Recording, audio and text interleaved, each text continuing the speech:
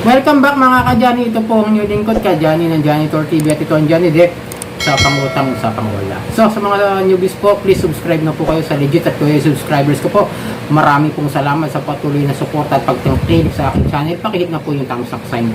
Share nyo rin yung videos, hit nyo rin yung notification bell para updated po kayo sa mga videos na ginagawa ko dito. At paki-comment naman po kung mahina yung aking audio. Hindi ako sure, no? Kasi kanina nag-live ako. Okay naman daw, naririnig naman daw nila ako. May iba kasi nagko-comment na mahina raw yung boses ko. Hindi ako sure kasi pag nanonood ako ng sarili kong video, naririnig ko naman po. Yung mga kasama ko dito sa bahay, pag nanonood ng video, naririnig ko rin. May mga kaibigan ako dyan na sa lugar na to, na nagiging biktima rin ng ola. Minsan na-check-chepan ko nanonood naman sa aking YouTube channel. Naririnig ko naman po ng malinaw. Hindi ko lang po sure. Minsan baka by cellphone na rin. No? Hindi ko rin sure bigyan niya lang po ako ng comment kung mahina po ba talaga yung aking audio. Kasi gusto kong baguhin para kahit pa maintindihan niyo aking mga sinasabi. So yun mga ka-Johnny, may pag-uusapan tayo rito. Mga sablay na mga pananakot at mga kung ano-ano mga pinagsasabi ng mga ola na ito. Ito, pakita ko sa inyo yung isang mensahe kung totoo ba ito o hindi. Ay, basahin mo natin. This from Happy Pera to Wealth Pera. Okay. Talagang nilagay nila yung company nila, yung ola nila. Ebidensya kasi pinusa to. Pero siguradong yung number nito ay hindi naman system generated yan. Okay, ito yung sinabi. Sa tulong ng PNP Cybercrime Department, kasalukuyang tinitrace namin ang ibinigay mong impormasyon upang matuntun ka ng aming field collector at prosecutor sapagkat nakailang text or call kami sa inyo, ngunit wala kaming makuhang response sa inyo at maaaring mabigyan hindi lang ikaw pati ang mga nasa contact reference mo ng warrant o stapa ng Article 315 under Revised Penal Code para kasuhan at maipaban ka sa lahat ng loan app o loan program, bank loan, pag-ibig at SSS at kung ikaw ay kasalukuyang empleyado ay agaran kami, putol po yung mensahe. Malamang ang kasunod ay maagaran kami makikipag-ugnayan upang matanggal kayo sa trabaho. So yun, natawa ako. Biruin mo yung pananakot nila, yung pangaharas nila, umabot na sa buong PNP. Hindi na yung basta ka dati, di ba? Pangalan lang ng pulis, o pangalan lang ng isang attorney, pangalan lang ng isang kung sino mang Poncio Pilato yung ginagamit nila. Pero ngayon, tingnan mo, sa tulong ng PNP Anti-Cybercrime, iniimbestigahan at tinitrace na yung ola victim upang matuntun ng field collector. Biruin mo yun at prosecutor. Prosecutor, judiciary na yan. Ganun na pala sila katitindig, upgraded na. Ganun sila katanga. Ay, nako. Biruin mo, lumapit na sila sa PNP. Dapat nakulong na to kasi ginagamit sila para manakot, para mapilit na magbayad yung mga ola victims. Di po ba? Ito, talagang nakakatanga yung mga text nila, prosecutor, tapos yung field collector. Ibibigay ba ng PNP yan, yung informasyon kung sakasakaling matutunggan nila, doon yung field collector? Alam nila yung mga gawain ng mga ola. Ang dami nga complain yan. Nung punta ko nga ron pagkasabi ko pa lang na mayroong isang ola ako na nanggugulo sa akin kahit di naman po ako nangutang, sabi na sa dami ng complaint po dito sa akin, sir, halos lahat pare-pareho na kasi sabi nga nila talamak na talaga yung mga panghaharas nila. Pero pinagbigyan naman ako ng investigador, kinuha talaga yung informasyon, yung mga messages sa akin ng ola. At balak nga sana nga namin na i-entrap pero hindi na nga niya ako kinulit. Siguro na po rin yung mga videos ko. Nalaman niya ako.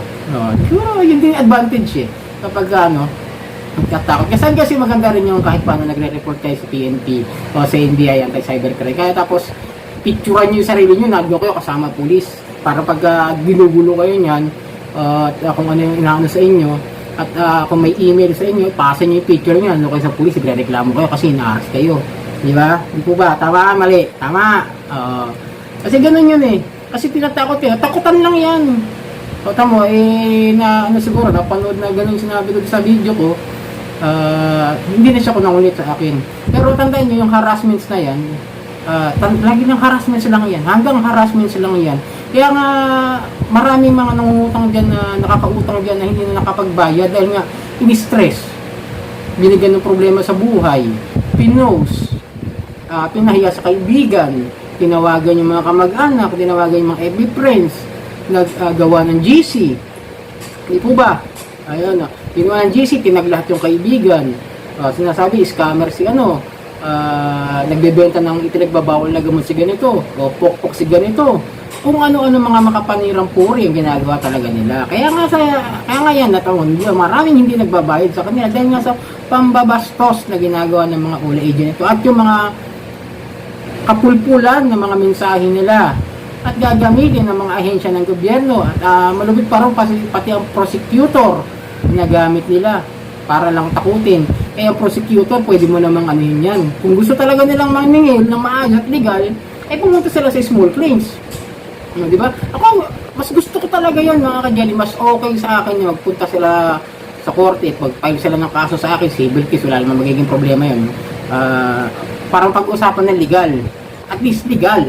At least malalaman ko kung magkano talaga yung dapat kong bayaran at kung ano ba talaga yung dapat na interest na ipataw doon sa aking utang. Sabihin ko ng katulad ng sinabi na Atty. Chef Joke, no, na kahit gano'ng katagal yan, meron pa ring limit interest o na hindi lalagpas doon sa mismong utang. Kunwari 3.5 ang utang mo, tumagal na ng halos isang taon o 2 taon, ang pangaling singin lang nila, sabi ng Atty. Chef Joke, no, is same amount doon sa utang mo. Kunwari 3.5 o di dagdagan mo ng 3.5 yung pagkakasabi niya, hindi magiging 7,000 lang o di at least lahat yung kasama ng services charge, hidden charges nila, kung ano mga charge yung mga piece mga yan, di ba?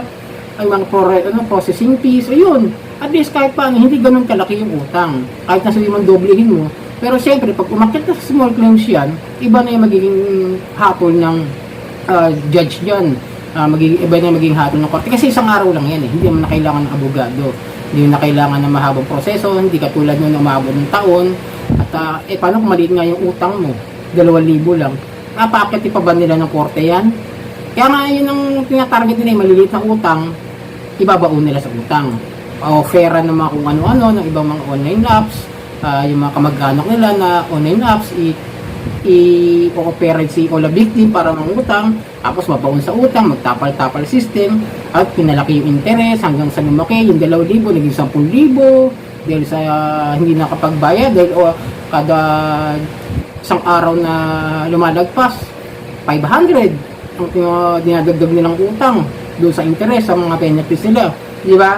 Di na babaon na naman sa utang yung tao, di na naman makatao yun kasi naalipin na. Bawal din po yun sa batas na kapag ang isang tao ay nagkautang, bawal mo rin namang labagin yung karapatan niya na maging mabuhay ulit na maayos, na hindi siya naaalipin dahil lamang sa pagkakautang sa inyo. Kasi isa yun sa mga parang morality na dapat isinasaalang-alang kung ang isang tao ay magkano dapat ang maging interest ng kanilang utang. So yun mga kadyani, disclaimer, hindi po ako attorney.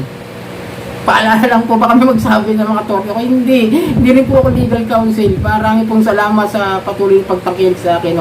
Disclaimer lang po yun. At ang nilingkod kadyani ng Janitor TV at ito ang Johnny Deco sa pangutang sa pangola.